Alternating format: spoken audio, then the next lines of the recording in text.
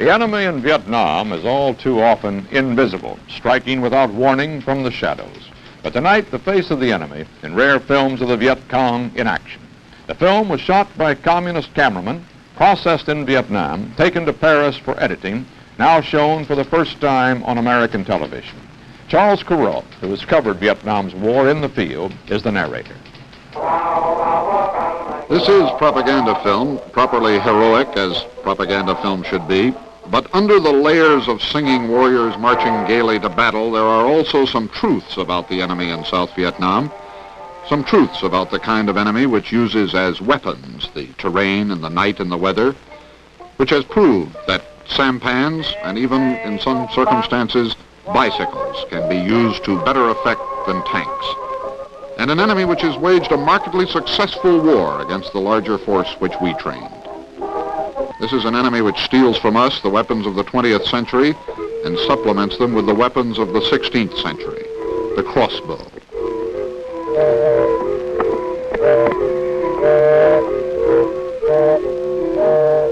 The spear launcher.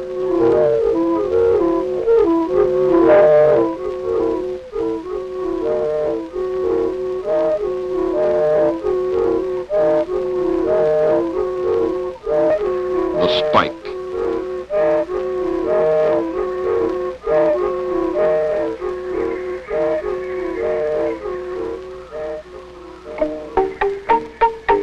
And the man trap.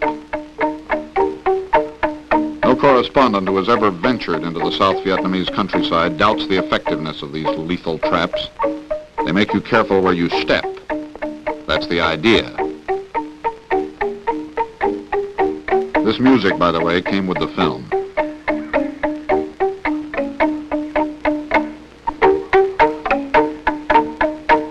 This is a smaller model of the man trap for 1 foot only.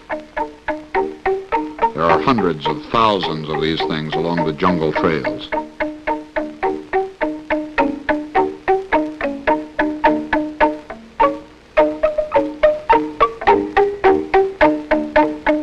Carefully covered over, weathered down, they're invisible. And they do their damage.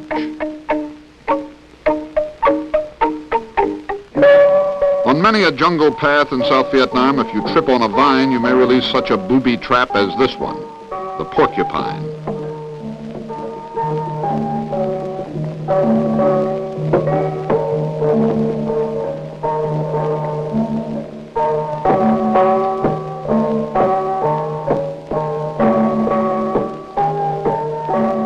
Lifted high up into the trees, this thing can sweep a whole squad from a trail.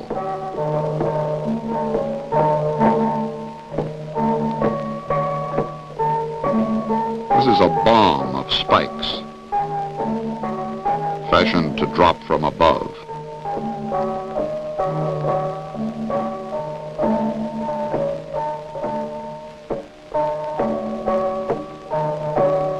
The Viet Cong have become adept not only at moving fast themselves, but at slowing the Vietnamese army down. These bamboo spikes can pierce a GI boot, and do.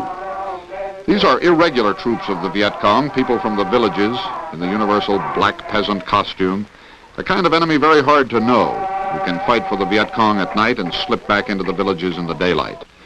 Those may be villages supposedly controlled by the South Vietnamese government, supposedly, but the Viet Cong are able to acquire actual mock-ups of the fortified villages of the government, mock-ups on which they can plan surprise attacks.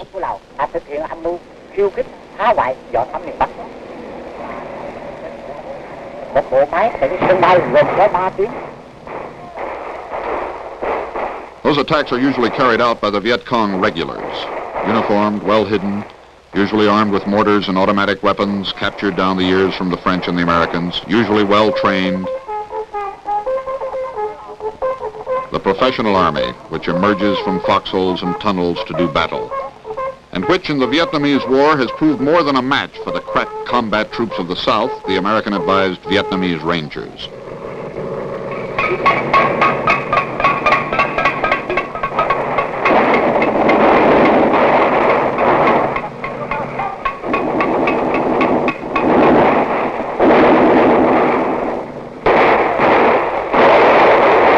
the sequences in this communist propaganda film were obviously staged for the cameraman. Some were obviously not.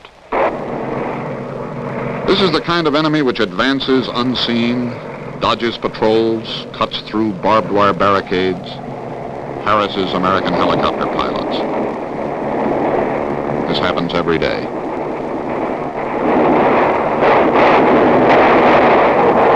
It is also, incidentally, the kind of enemy which can carry heavy explosives to the very walls of American Army barracks filled with American soldiers. That happened in Pleiku night before last.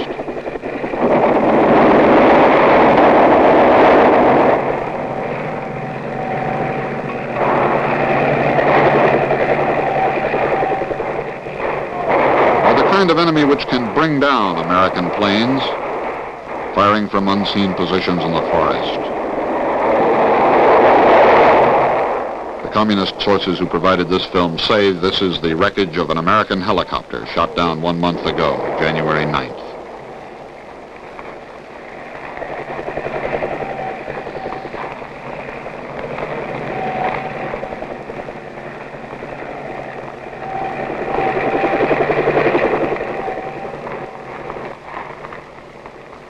It is a cardinal principle of guerrilla warfare that you strip the battlefield clean of weapons.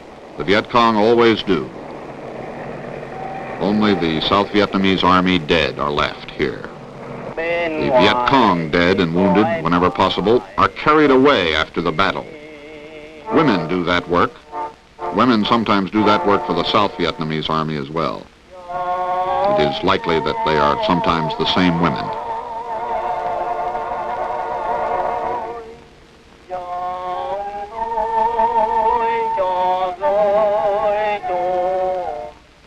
The flag says, determined to win.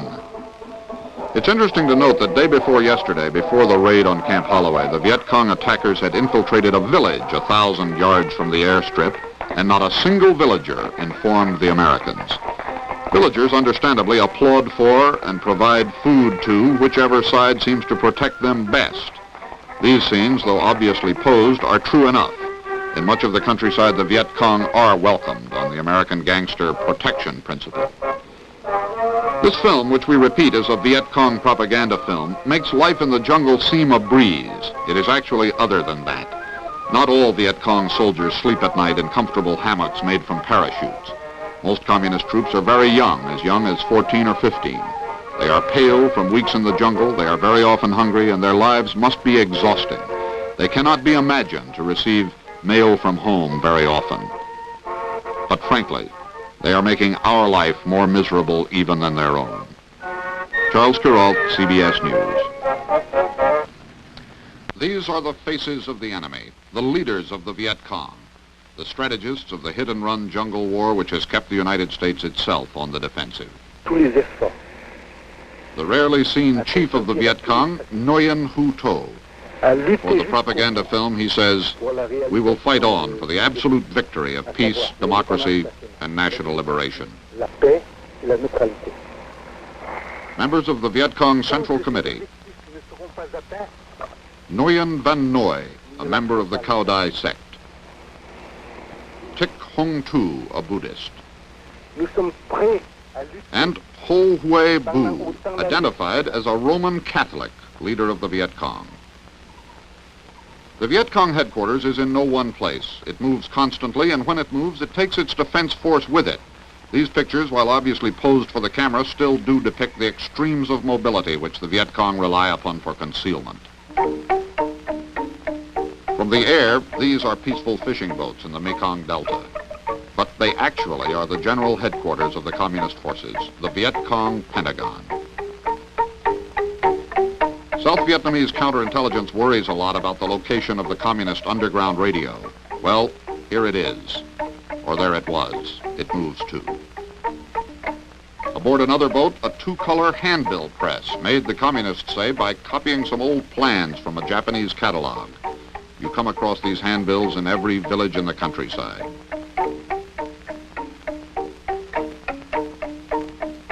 On still other boats, secretaries. Secretaries with typewriters, obviously pleased to have their pictures taken.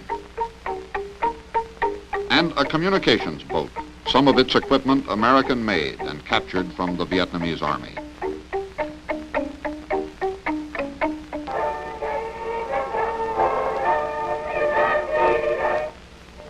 On November 24, 1963, at Giep Hoa, only 20 miles west of Saigon, 300 of these Viet Cong guerrillas infiltrated a South Vietnamese army camp and, on a signal from a bugle, suddenly opened fire.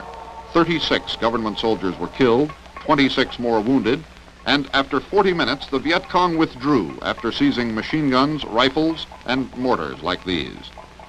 After the action, 4 American advisors were listed as missing and presumed captured. They were captured, as this film shows. The Communists and the Defense Department agree on their names. Kenneth Roraback, Sergeant First Class, whose wife Veronica lives in Fayetteville, North Carolina. Isaac Camacho, Sergeant First Class of El Paso, Texas. Claude McClure, Specialist Fifth Class, whose wife Rita lives in Chattanooga. And Sergeant George Smith of Chester, West Virginia. The Defense Department says they were captured in the midst of fierce hand-to-hand combat in the camp at Giep Hoa. They have been captives of the Communists and presumably constantly moving through the Vietnamese countryside for 15 months. Their ordeal committed to film now by the enemy in South Vietnam. Charles Kuralt, CBS News. But Kien Hoa, an area less than 50 miles south of Saigon, is the backdrop for some of tonight's communist propaganda film from behind Viet Cong lines. An indication, if we accept the communist word for it, of the relative impunity with which the guerrilla army can operate, even this close to the heavy concentration of Vietnamese and American troops around the capital. Charles Kuralt tells the story. This is a lesson in Viet Cong tactics. The South Vietnamese strategic hamlet of Cai Diet in Ban Tre province, fortified with earthworks, barbed wire, and guard towers. After it has been taken by the Viet Cong, they set about destroying its defenses. That will make it easier to take next time. The villagers pressed into service for the destruction will, if the usual form is followed, be pressed into service rebuilding it within a few hours when the South Vietnamese army moves back in. Aerial surveillance is one of the Viet Cong's most serious problems. This propaganda film makes constant references to the spotter planes and the helicopters overhead, and to the Viet Cong ingenuity in thwarting the spotters. In this case, a whole Viet Cong village is being dismantled and moved to another place. There are examples of this, villages disappearing into the jungle. You cannot strafe them if you cannot find them.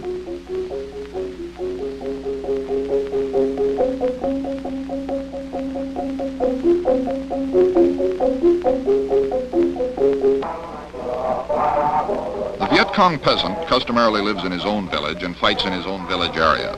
The guerrilla army of the Viet Cong, organized into companies and battalions, takes their world with them. A container of boiled water and a ball of rice pressed in a piece of nylon parachute.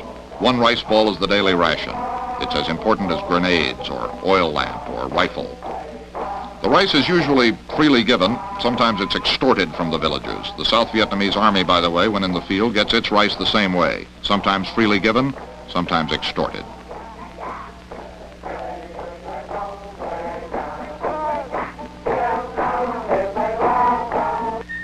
A French tire, left over from the years of French domination of Indochina. It is no longer useful as a tire. It becomes a pair of sandals for a communist guerrilla.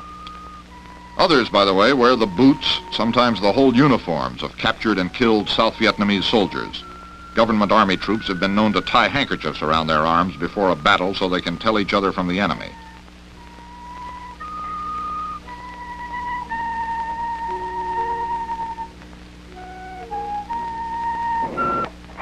They make rice, they make shoes, and they make propaganda.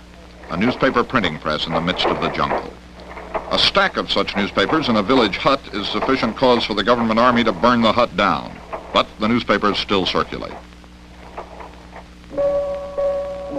And the underground radio, which the communists call radio liberation, still is heard, in spite of the best government efforts to track it down. In the tradition of Far Eastern propaganda broadcasting, the voice of the communist radio is often a woman's voice. The The Vietnamese love shows. Just as the U.S. Information Service circulates through the villages with portable movie screens and American movies, the Viet Cong put on shows of their own. This one, a sort of air defense ballet.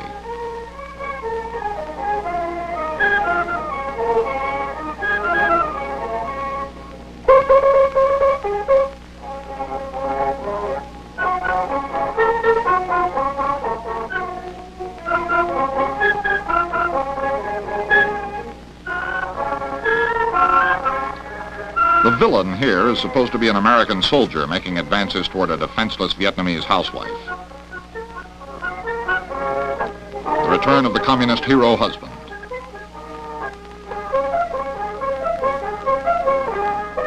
The Viet Cong as rarely seen before, through Viet Cong eyes.